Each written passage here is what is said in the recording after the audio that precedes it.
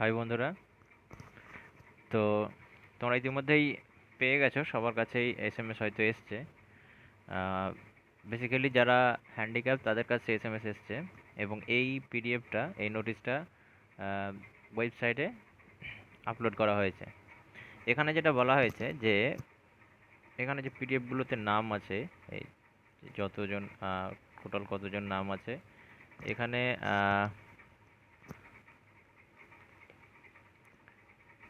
Total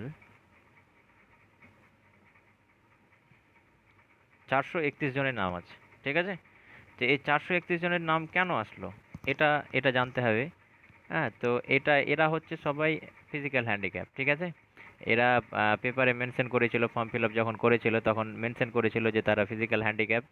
তো তাদের জন্যে এই যে 3 তারিখ থেকে নিয়ে 12 তারিখ পর্যন্ত, 3 তারিখ থেকে 12 তারিখ পর্যন্ত তাদের একটা ডেট দেওয়া হয়েছে।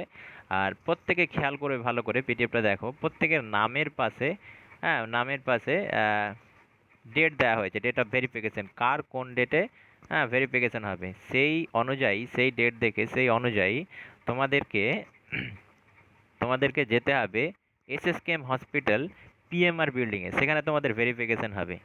তোমাদের নিজস্ব ডকুমেন্টস নিয়ে যাবে। তোমাদের ডকুমেন্টস কী কী লাগবে? তোমাদের ডকুমেন্টস লাগবে যে তোমাদের হ্যান্ডিক্যাপ সার্টিফিকেট লাগবে, 4 কপি ফটো লাগবে। তারপরে র্যাঙ্ক কার্ড, এখানে র্যাঙ্ক কার্ড বলতে অ্যাডমিট কার্ড নিয়ে যাবে, রেসিডেন্সিয়াল প্রুফ, তুমি যেখানে থাকছো তার সেখানকার প্রুফ, আধার কার্ড দিতে পারো অথবা ভোটার কার্ড দিতে পারো। এগুলো নিয়ে যাবে এবং সেখানে গিয়ে ভেরিফিকেশন হবে।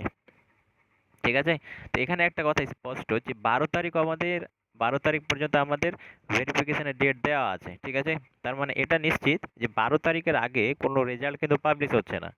ঠিক আছে, তার মানে এরা এরা যখন আহ, প্রমাণ করবে, ভেরিফিকেশন অনুযায়ী প্রমাণ করবে যে আমরা অ্যাকচুয়াল ফিজিক্যালি চ্যালেঞ্জ আছি এবং সেটা সাবমিট করবে, তারপরে সেই সবাইকে নিয়ে তখন 12 তারিখের পর রেজাল্টটা পাবলিশ করা হবে। এবং এরা যে ফিজিক্যাল হ্যান্ডিক্যাপ, হ্যাঁ, তো এদেরটা ইনক্লুড করা হবে এই অনুযায়ী।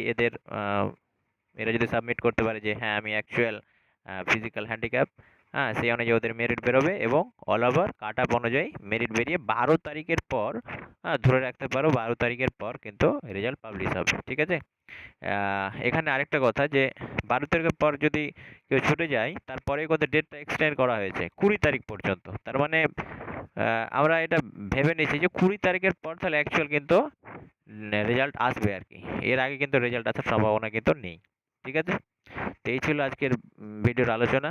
তোমরা দেখে নাও যাদের যাদের নাম এসছে, যারা অ্যাকচুয়াল ফিজিক্যাল হ্যান্ডিক্যাপ আছো, তারা নিজের নামের পাশে যে ডেট অফ বার্থ দেওয়া আছে, কোন ডেটে কাকে যেতে হবে দেখে নাও, এবং তোমরা ডেট মিক্স করো না, সেই ডেটেই যাও কলকাতা এসএসকেএম হসপিটাল, সেখানকার পিএমআর বিল্ডিংয়ে গিয়ে নিজের ভেরিফিকেশন করাও।